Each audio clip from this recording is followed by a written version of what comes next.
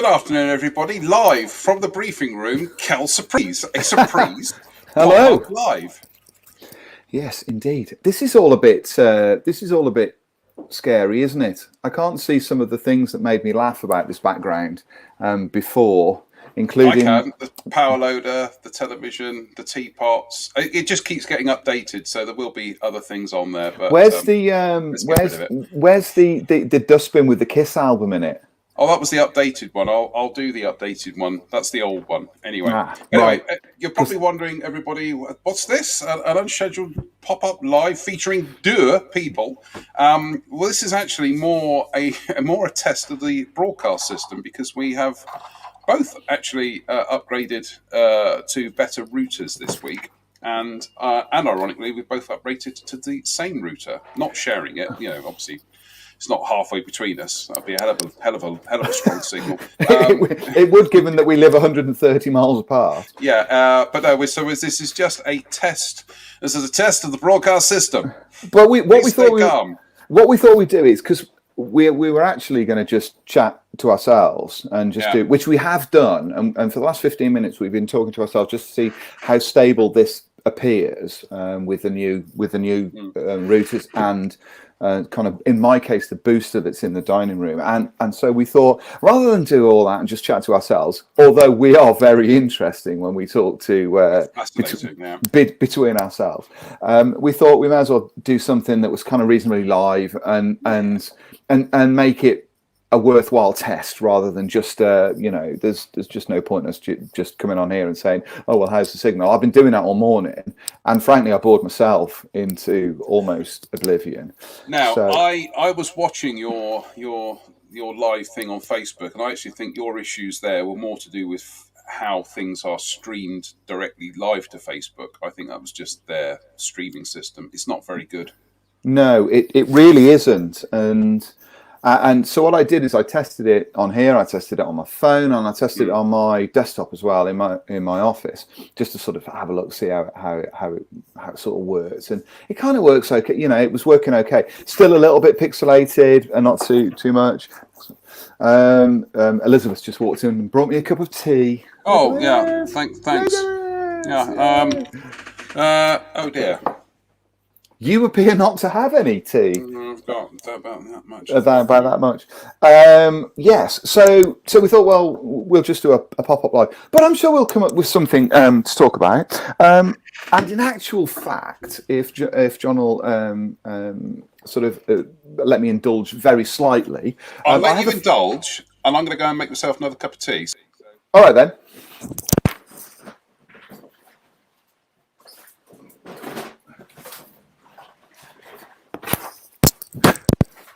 Okay. Oh, glad he's gone. Wait, he's off. We can have a proper chat now, can't we? With the boss not here.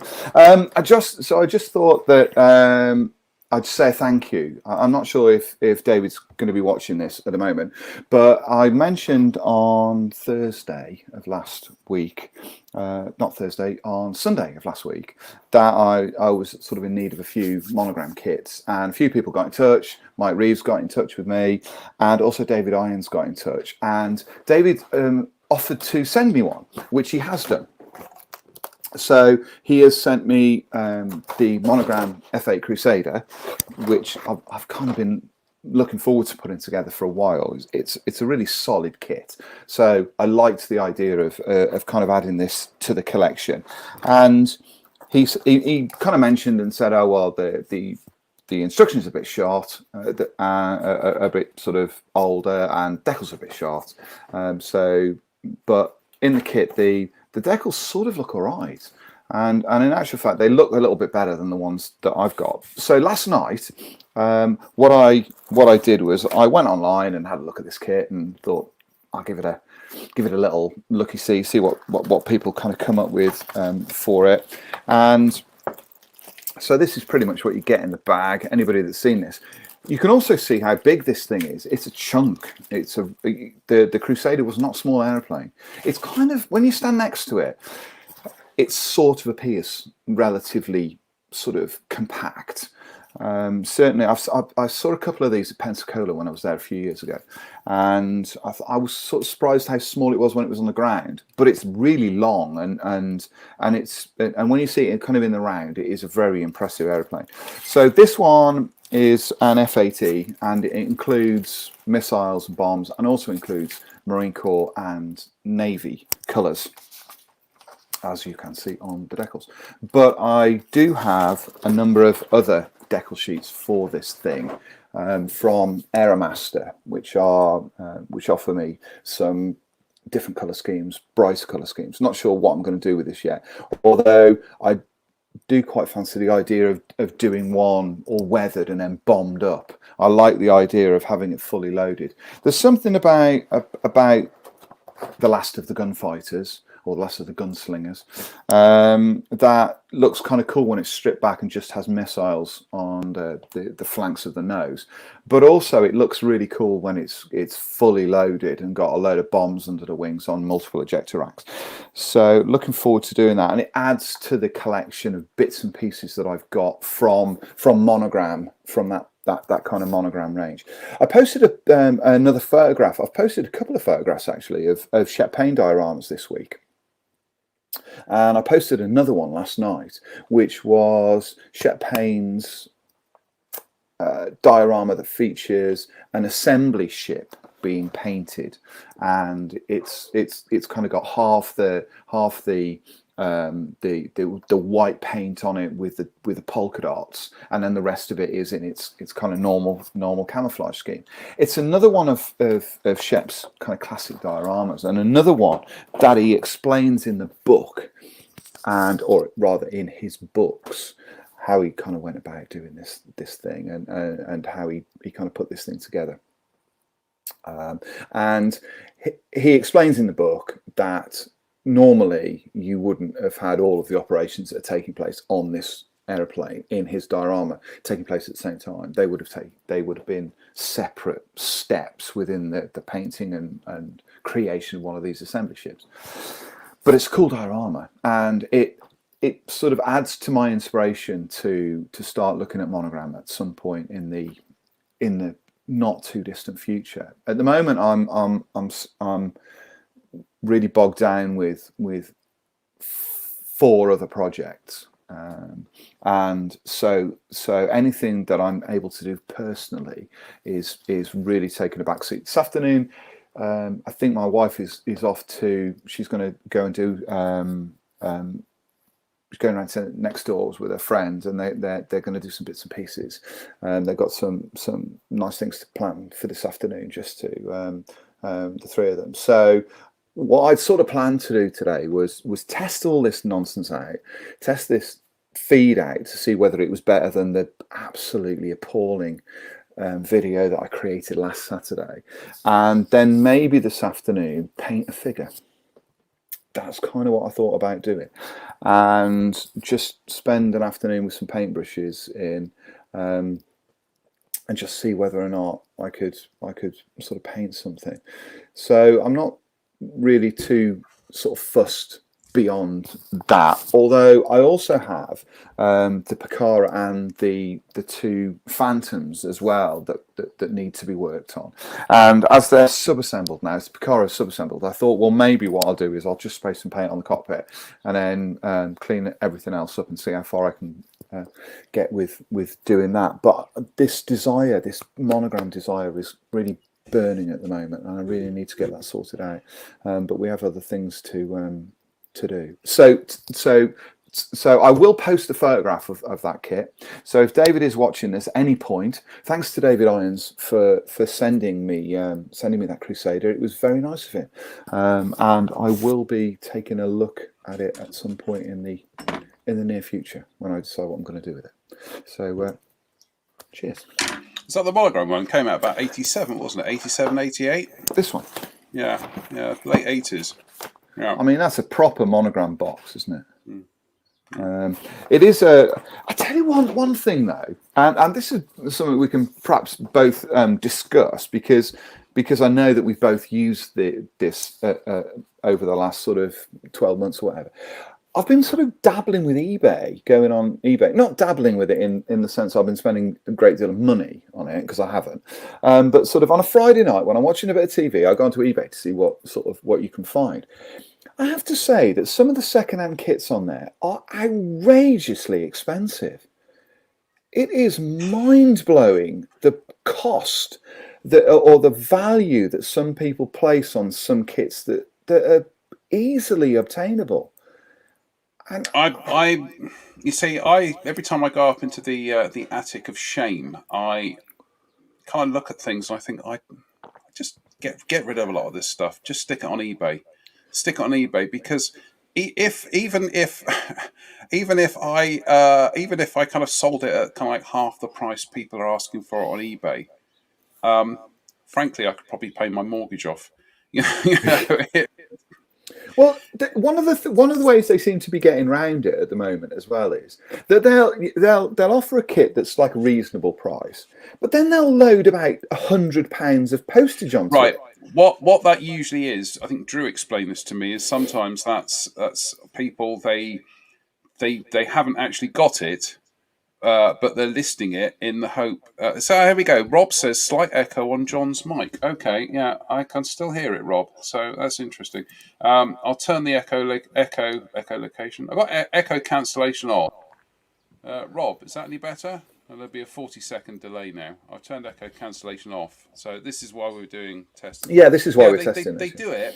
They kind of say, yeah, we've got it in stock, or we've got it, but the postage will be £100, because they don't have it in stock. It's just they're hedging their bets that they'll get it back in to maintain the interest, but they're putting people off actually ordering it by stupid postage. So, but right, okay. I mean, I just think that's borderline dishonest, to be honest. The idea that you're selling something that you don't even have. I mean, that's kind of like, that's like hedge fund levels of dishonesty, isn't it? I'm selling you something that you want, but I mean, honestly, I would rather give somebody a kit than scalp them. If I had something and I knew somebody wanted it, I'd rather give it to them than scalp them along those lines, And I kind of look at I do look at second-hand kit dealers. I know that there are probably more than I'm looking at the moment. King Kit is is kind of local to me, so you do see quite a lot of. But there are other sellers, aren't there? Second-hand sellers, but I can't ever remember who they are. I'm really kind of surprised. How can I word this? Not diplomatic. I'm just trying to think. How can I word this kind of like succinctly, accurately? Is that there are kits which, frankly, really don't have any kind of collectible value at all these days. No. Right? Now, I will cite, for example, as part of my pathetic 1980s Nostalgia Fest, I have been. I don't understand Nostalgia Fest, John. You'll have to explain that to me. Nostalgia, it's not what it used to be. I've been after a Fujimi, the Fujimi F4J Phantom, the RAF boxing. It was one of the last boxings they did before the Spey Phantom kits came in. So just the bog standard F4J, I think they call it a Phantom F3, one of those. Also after the equivalent Eshi boxing of the F4JS, you see. I was after just like a bog standard Eshi boxing Starfighter, after a bog standard Eshi boxing F16. They're not tremendously exciting, rare. There's nothing about any of those kits which they're not Frog Shackleton levels of kind of like collectability. If you remember, back in the 80s, how the Frog Shackleton was like the holy grail of kits. Yeah. But suddenly, even things like that, people are asking like 25 quid for them. I know, it's outrageous. But there's no value to it. It's not. No. And the rare kit. And the other thing about that is the rarity of a plastic model kit is often based on whether or not it's on sale. because there are probably thousands of those kits in lofts around the world that are never going to be built, and at some point they're just going to be dumped onto the resale market again, second hand market. But I have a real blind spot about these second hand kits, and about how they work for, people trying to get hold of them, is as if inherently they've got some intrinsic value, because a model kit, maybe it's just me, I don't know, and please shoot me down. An unmade model kit has literally, to me, zero value, and nobody will ever convince me ever that is not the case. There is nothing valuable about something that you have bought that is supposed to be built and then displayed, and all you've done is kept it in a box in a loft. Intrinsically, that is a valueless item. It's like buying a car and never driving it, buying a drum kit and never playing it, buying food and never eating it. I don't understand the idea of collectible kits. I never have, and I never will. And I understand that people do like to collect them and all of that sort of stuff. But when I start seeing online people selling boxes, empty kit boxes, or empty or old instruction sheets, why would anybody, please explain this to me, because it does amuse me, why would anybody want to buy an empty kit box? I tell you why, because some people are collectors to the point that they might actually have the plastic, but the plastic came in a really kind of knackered box, right? Okay, that makes sense. Soiled or whatever, and they want to have that particular packaging in order to make it back, probably in order to make it back up into a complete kit again, which they'll probably sell on. I'll give you an example, not an example, but as I was having like a clear out here last week, and I've got to get it in the post on Monday, is I still had the box for that Matchbox Starfighter I built. It's an original 80s Matchbox packaging, you see. Is that the black and yellow, the hockey stick one? And I thought to myself, well, I could put it out for recycling, or I could put it in the pile to as kindling for the chimney. And then I thought to myself, well, somebody out there will want that. It's going to have some kind of value to somebody out there. So on one of the Facebook groups, I said, right, look, it's going. Anybody wants it, message me. I'll send it to you. I don't want anything for it. I'll just send it to you. It's out of my hair. So I don't have to worry about it. And to somebody out there, it is going to hold some kind of intrinsic value. And, without kind of like sounding, a bit pompous or anything,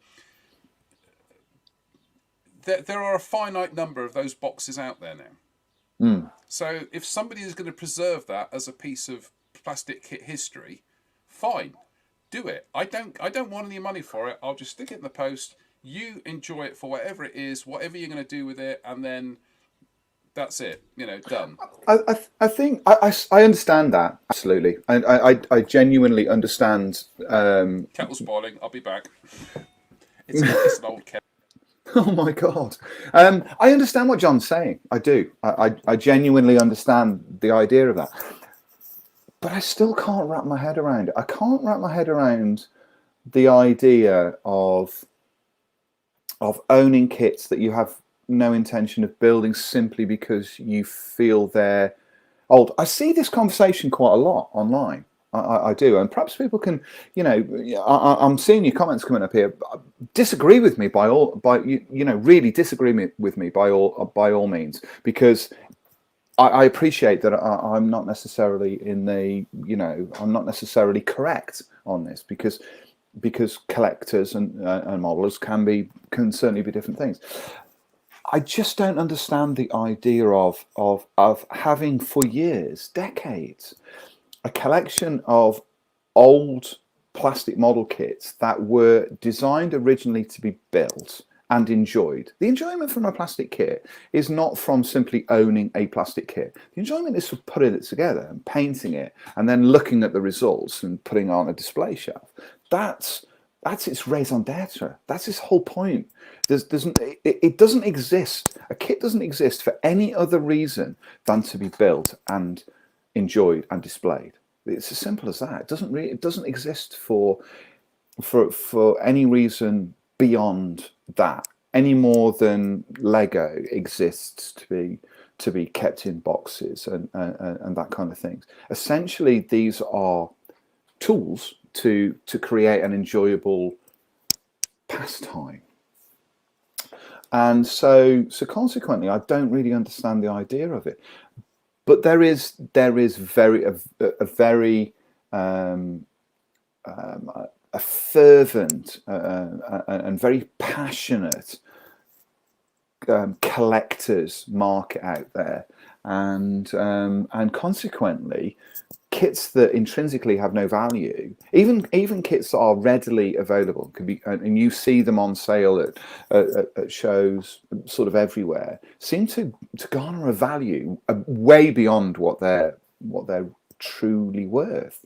And I find that very strange. And so consequently, when I'm online, like I say, on a Friday night, bit of eBay, and John's got me a couple of things off eBay recently. He got me a Tornado off eBay, which was very nice of him. So we have bought bits and bobs off eBay. I managed to get a B1 monogram 72nd scale B1 off eBay a few years back, because I couldn't buy one.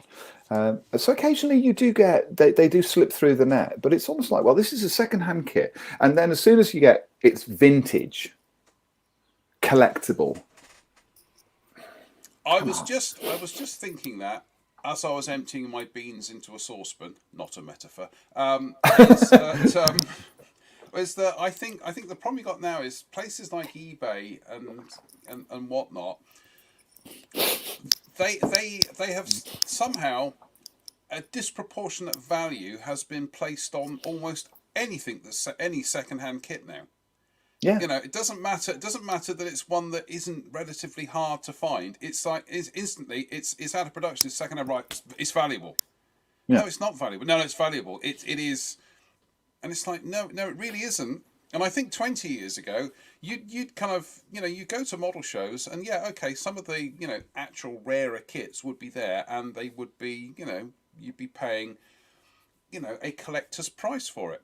But I'd be going to model shows 10, 15, 20 years ago, I'd be picking up Matchbox kits for £1, or just anything like that. You'd find people selling Eschi boxings of Phantoms and F-16s, and they'd be like £4 because there was absolutely no market value in them. They just wanted to get rid of them. Like I say, you go online now, and the prices are ridiculous. Now, nobody's human rights are being infringed. No, that's not where the conversation is. No, it's not. It's like I don't particularly think some of the prices out there are sensible, but I'm not going to kind of cry into my beer about it. If I can't, for example, I've just found an image here. So where are we? There we go. Because I can't find one of these at the moment.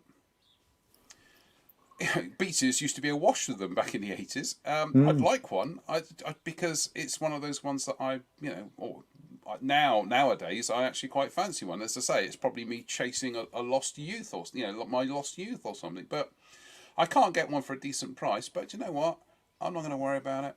I mean, certain kits do have that. I think there is a value to them. The Tiger one that I'm still chasing, that I'm convinced now will probably be reissued at some point. I mean, his retail across the board is about 120 quid, wherever you look, eBay or Kinky or whatever. It's about 120 quid. Now, when we were at the Avon show, as it was, the one that's at Thornbury Leisure Centre, I hunted for a couple of Matchbox kits that day, as you well remember, because we spent a great deal of the day together. And one of them was the Privateer. I was building a Revell issue of the Privateer, which I'm still building, and I wanted the Matchbox Privateer in its multicoloured plastic, just because I had. Now, I picked one of those up for 15 quid at that show, I think you seem to remember. Now, I don't think 15 quid for that kit is unreasonable. I think, in fact, that's pretty cheap. I'll tell you what, that is probably cheaper than it would have been to have bought it new when it came, relatively speaking. What Yeah, I'm saying is, I think, if Matchbox was still around yeah, and was selling that kit new, you wouldn't be getting it for 50. You'd be paying more yeah. for it new in a shop than 15 quid. And I seem to recall, I mean, what was it? It would have been about £4.99, was it, when it first came out? I would think, give or take, Yeah, about a fiver. When at the time, scale models was £1 an issue, 1.25 an issue. So magazines are £5 now. So that Yeah, kit, it would have been, let's just say they 75p. follow track, Yeah. 25 quid. And I managed to get it for 15 quid. I thought that was reasonable value. So you can pick them up. At model shows, you can often pick up second-hand kits. It seems to be through the major retailers where things start to slide. Have you noticed the Simon Dixon has said, I have one of those Phantoms available? Well, that's... I have one of those Phantoms available. That's very kind of you, Simon. To be honest with you, it's one of those things that occasionally I go onto eBay and I have a look and I think, if there's one there for a good price, I'll get it.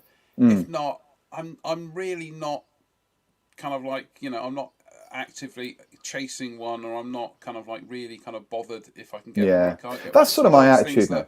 It's one of those things that I'll probably, hopefully go to a model show at some stage, and I'll go around the corner and there'll be one, and somebody will be flogging one for £7, and it's like, exactly. The reason why I check eBay is because of the looking for those 30-second scale armor kits, the monogram ones and stuff like that. I was just going to say I could kick myself. I didn't get the 232 Rad when I saw it in the Froome shop. December 2019. Were you having some sort of episode when you didn't pick that up? I had a huge box of stuff to build, which was things like the Italeri Sturmtiger, the Tamiya 48 scale Panther G. I had a car. I think it was that Lancia car. I had the Tamiya Panzer 38T to build. I had a pile of kits that I had to build, and I had to build them. So me buying luxury Me Project kits just didn't make any sense. I'm sorry, you're breaking up a little bit. I can't really hear what you're saying and can't really understand. I mean, that thing's like hen's teeth now, and if you can find it, it's how much were they asking for it? It was about 20 quid. Yeah, no, but hang about. I'm just going on to Jeff Bezos' Ville place. 132nd Revell monogram. Let's have a look. Talk amongst yourselves, everybody. I'm not sure there's too much on there, is there? Just a couple of things. 232 Rad or RAF. I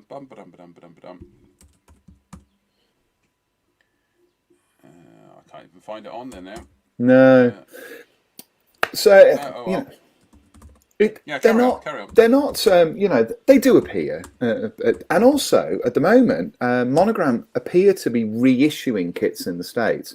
That's part of how our good friend Mike Reeves was able to send me a couple, because they've been reissued. So we might find that they get a limited reissue, and depending on whether or not our trading borders in this country are ever opened again for anything outside of potatoes, cabbage, and rainwater, we might get some of these kits coming in. Depressingly, and I don't want to sort of go down this route, but depressingly, I'm starting to see lots of kits coming out of Europe and thinking, oh, that looks really nice, and then realizing that it's probably going to be more difficult to find the Holy Grail and get something coming in from Europe without a massive amount of unnecessary red tape. Well, that's okay for me, because being in Somerset, the Holy Grail is literally just buried around the corner, so I'm fine.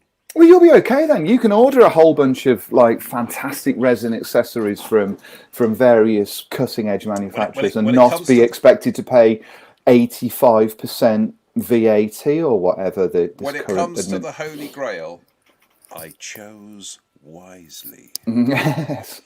Anyway, I shouldn't really get onto subjects that raise my blood pressure beyond. Yes, come on. Let's get it back on. But I do agree. I mean, I'm just That was ridiculous. Those monogram 232s, they were just kicking around everywhere because a number of them came back into the country about 2 years ago, and you could pick them up for like 20 quid. My hopes were slightly raised for a second there because I pinged it up and it came up. One of the first things that came up was through Model Centre monogram, £26.99. Excellent, out of stock. So there we go. You'll kick yourself forever for that, in the same way that I kick myself for not buying the Tamiya Tiger One when it was reissued for about 40 quid or something. Do you know what? I won't, for the simple reason that I've got the Tamiya one. So I know this monogram, this kind of Shep Payne thing is one of the things that is very dear to your heart. That has a very strong emotional resonance for you. But to me, it was just idle curiosity. I'm sure if one of these monogram, at some stage I will build a monogram 32nd scale tank kit because, as I say, I'm keen to kind of like I like to tick things off that bit like this little thing at the moment.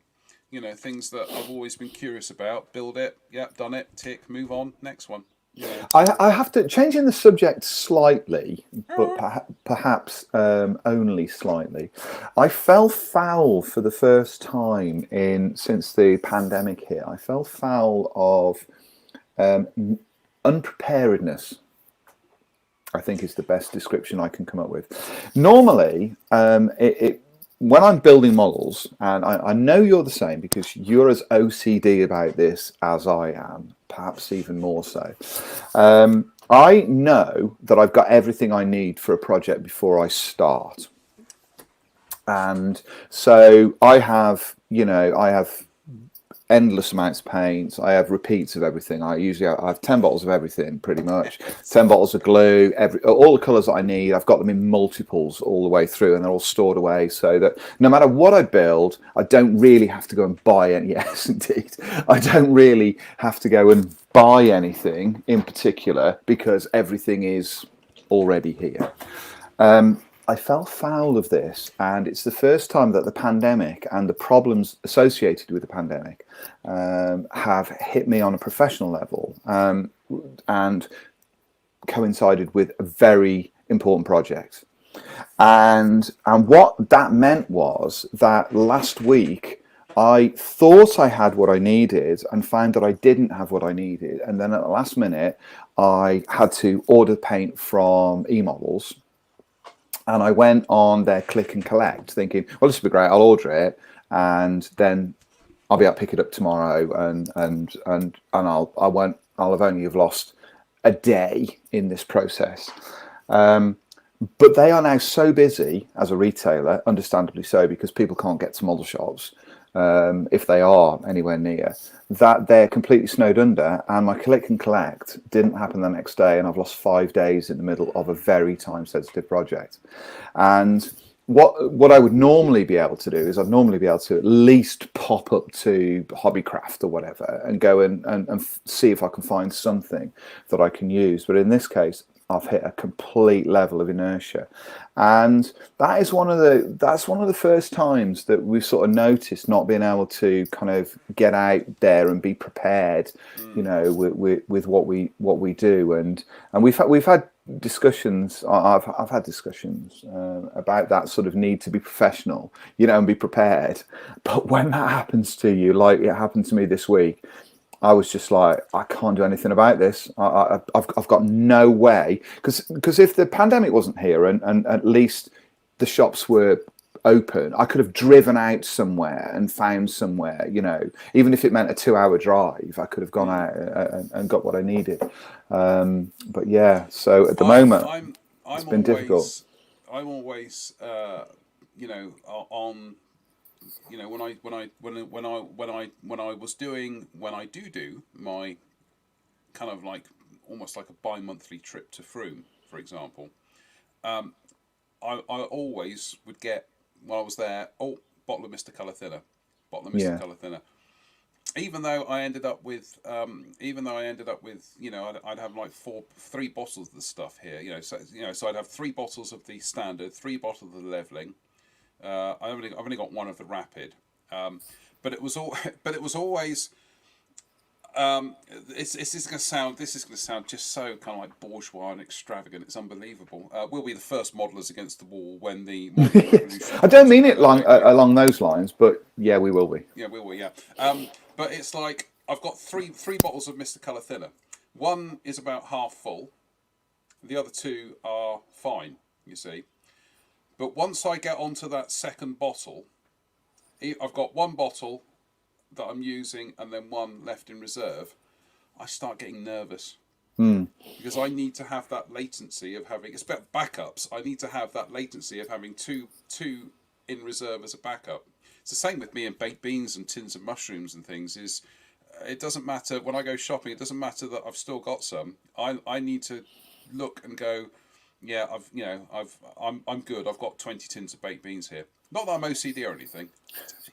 But I understand it because I'm the same when I'm offered bits and pieces.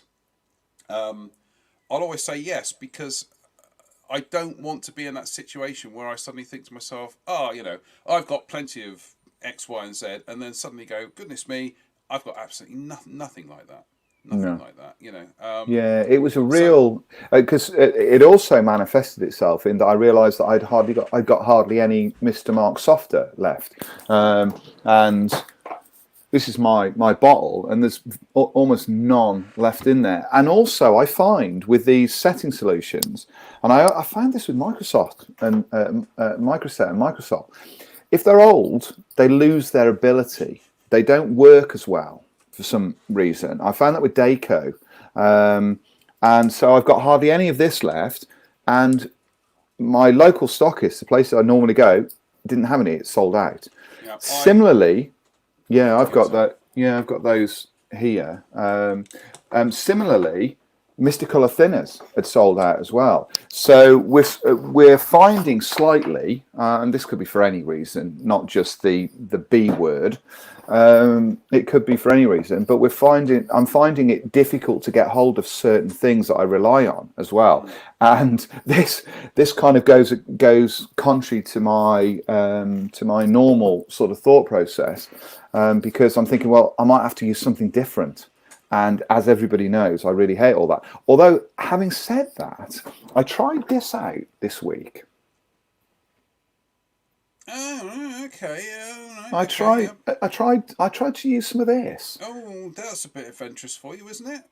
I know, and I had a headache for 2 days after I used it because it's far too much for me to be using something so off the beaten track. But I was really impressed with it, and it's got a really strong smell as well. It's got a really vinegary smell. Funny you mentioned vinegar because if you do run out of Microset white vinegar, it's just white vinegar, yeah. And in fact, what I have been doing now is actually been adding white vinegar to my water that I do for soaking the decals. Really? White vinegar, it just reduces the surface tension, and it just. I think people think that somehow Microset is a, it has some kind of solvent action in there. No, it's purely to break the surface tension to enable the decal to move around a bit more. That's all it is. It's the Microsol that does the damage or does the good stuff. But I've also added these two to the shelf of wonderment that's above my desk. Yeah, just to give them a go, see what they how they kind of work. Well, kind of the bottles are pretty too, I have to say. But that decal fix, Harris got in touch with me and said, "Oh, you want to try the ammo decal setting solution? That's really good." So that's sort of where I found myself this week. For the first time in a long time, I was unprepared for a project, and it kind of bit me on the ass, to be honest. And so consequently, I've lost a chunk of time, which is one of the reasons why I'm sort of happy to be able to do this afternoon, because today I would have been, but no. Well, I shall be this afternoon after I've had my lunch, which is it'll be ready in about 5 minutes. I shall be actually slapping some primer on the little Eschi Panzer 35T, which never meet your heroes, as you said beforehand. It's been a largely enjoyable project, but frankly, 13-piece bogey assemblies, which could have been done. We were talking about this beforehand. They could have been done so much simpler by Eschi in the day, because I was saying to you before we went on air that one of the things I liked about the Eschi Churchill they did as against the Airfix one is that they moulded the wheels to the bogies. You see, so it was fairly it was a very simple, rapid construction. Whereas Airfix with their old 76 scale kit, they moulded all the wheels separately, and you had to trap them in place. Yes. And I When they were like 3 mil across. Yeah, and I look at this and I think, when I look at what Eschi did with what they did with the Churchill, they could have done that. They could have moulded the wheels to the bogies, and then just had and with the leaf springs, and then just literally had the spreader bar in the middle as a separate piece. So that's 1, 2, 3, 4 pieces at best. Instead, it's going to be what, 52 pieces for 4 of those? Just the time it took to clean these up, and some of them won't align properly for one reason or another, and I sat there and tried to align them, and they just wouldn't align, and it did rather sap the joy out of the experience. It's done now, so we're gonna Steve Moore says, okay, confused us, is this instead of tomorrow? No, we're doing a proper one tomorrow, but this is a live test that's somehow got out of control now. It's kind of a test. We wanted to test this because John and I have both got new equipment, the same new equipment as well, which is rather exciting. So we've both got the same equipment, and we wanted to test it out because obviously the lines need to settle down, the equipment needs to sort of bed itself in, and modelling people. Indeed. And so what we thought we'd do is John and I did a 15-minute test of this offline, and we were chatting away about all sorts of things. The things he tells me offline is appalling. Absolutely. Make your eyes water. Not for the faint of heart. And so consequently we thought, well, we'll do a live one, and then if we do it in our normal kind of live setting, we can snag out anything that maybe is not working, and also get some feedback as well to see whether or not we can go back to our normal kind of shows, because obviously if this is not stable and there's issues with pixelation, with audio, with John freezing like he has been doing for me over the last couple of 3 weeks, then we would have to just sort of wait until everything was ready. But this appears to be working fine, and we haven't, other than the slight echo on John's mic, and we don't seem to have had any sort of problems. So that's really good. So we're really kind of pleased about that, which means that tomorrow night we can do a kind of a proper broadcast, although it probably won't be that much different from what we're doing now, because I think we'll just do like we'll do a chatty chat one on tomorrow night, and perhaps we'll do a news one on Wednesday, and then we'll just mix it up a bit. Yeah, just sort of do something along those lines. Yeah, so it would appear from the feedback that we've got from this that everything is running smoothly at last. So that's kind of good, looking good. And I'd say your audio, Spence, is much clearer. Well, that's great. Then in that case, like I say, I've had looking at the screen, I've had not a single example of John buffering, for want of a better description, whereas the last 3 that we've done, every sort of 4 or 5 seconds he's kind of stopped and then kind of moved in. I've not had any of that, and hopefully you've not had the same from your end. There's been no issues to your end? My end is fine, thank you. Yes, indeed. Yeah, you see, you just can't help yourself, can you? It's a Saturday afternoon. You think you've just got to carry on interesting modelling. Do you know what? Actually, that was bank holiday weekend. It was.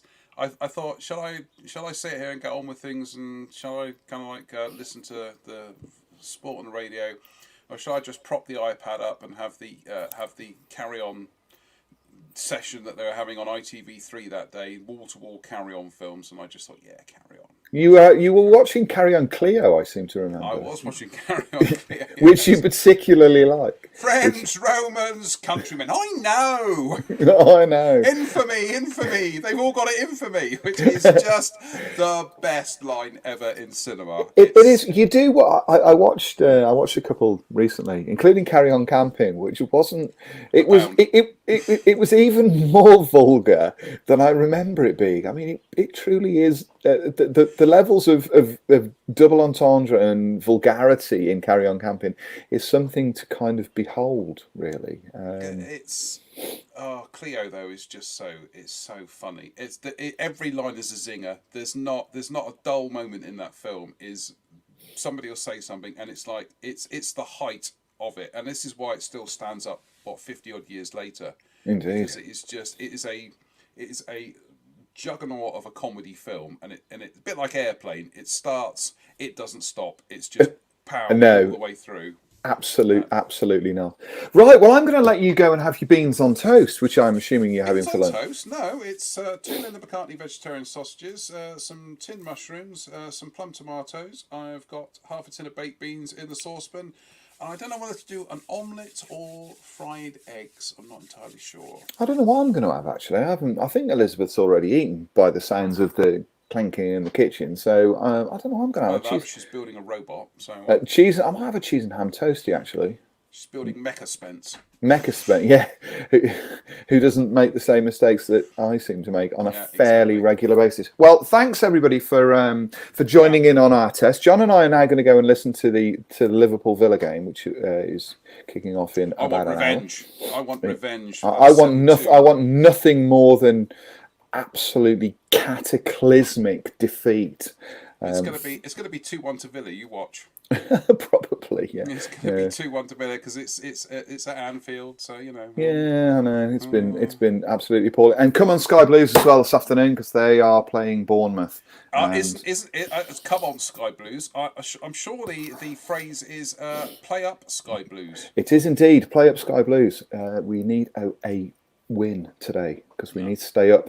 That's what it is all about. And if anybody's questioning this, I am a Liverpool supporter that also happens to be a season ticket holder at now the Rico, following Coventry City, because my wife and all of her family are Coventry fans, and so I get to watch the games every week. So if that's why you're wondering why is he cheering for Liverpool and also Coventry City, that's why. I have a schizophrenic view on football.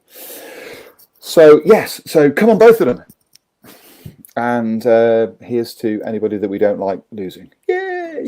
So join us tomorrow night on Match of the Day Extra, and we'll be chatting about today's. No, we won't. Right. On that note, then, this is like I say, this is just like a live test of the new broadcast equipment, and it seems to be performing adequately. So we'll probably drop this one on though, because we've talked about some interesting stuff, haven't we? We'll keep this one. We'll keep this one. Yeah, so if anybody wants to watch it afterwards, they can.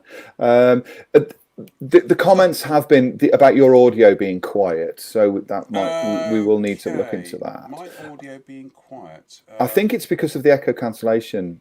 If you I turned the echo cancellation back on, and now it's gone back up to volume, but it does have that. It's a 100th of a second out. Don't know why that is. We'll sort that out at some stage. We'll sort that out at some stage. Okay. But brilliant stuff. Right, on that note, everybody, stay safe, stay out of trouble, and we'll see you tomorrow night at 7:30 p.m. Be there. Or be square. Yeah, just exactly. just be there. You've got nothing better to do.